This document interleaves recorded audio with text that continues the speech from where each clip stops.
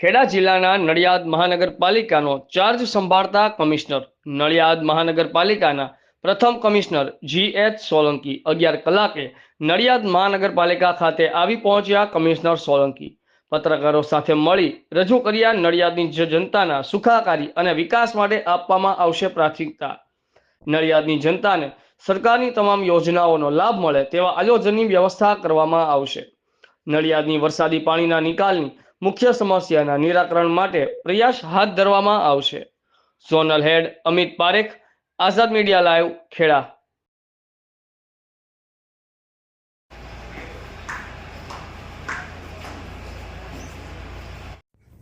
Rolling. જી sir, Nadiad મહાનગરપાલિકામાં આજે તમે ચાર્જ લીધો છે, શું કહેશો? નડિયાદના પ્રથમ મ્યુનિસિપલ કમિશનર થવાનું બહુમાન મળ્યું છે ત્યારે નડિયાદની જનતાની સુખાકારી એ અમારી સૌની પ્રાયોરિટી રહેશે. સરકારશ્રીનો જે આશય છે કે મહાનગરપાલિકા બનાવીને લોકો સુધી સારામાં સારી સુવિધાઓ પહોંચાડવી, નડિયાદના લોકોને મહત્તમ તમામ સેવાઓ સરકારશ્રીની સીધે સીધી જ મળી રહે એ માટેનું અમે આયોજન કરશું.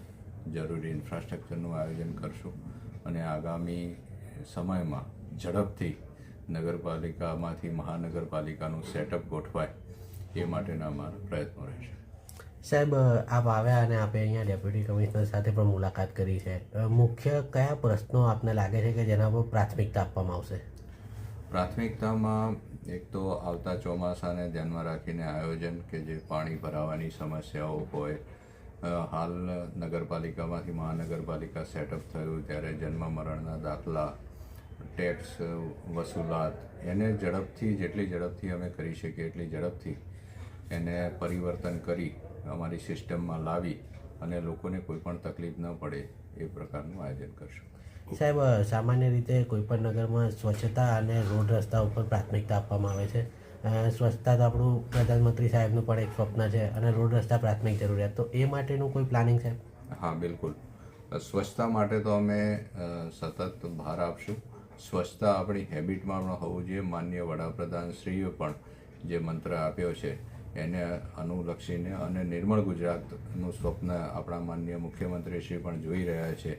એટલે તમામ લોકોને સાથે રાખીને આપણી હેબિટ્સમાં એ સ્વચ્છતા આવે અને સારામાં સારું સુચારું વ્યવસ્થા ગોઠવાય સ્વચ્છતા માટેની, એ માટેના અમારા તમામ પ્રયત્નો રહેશે. Okay, okay, thank you.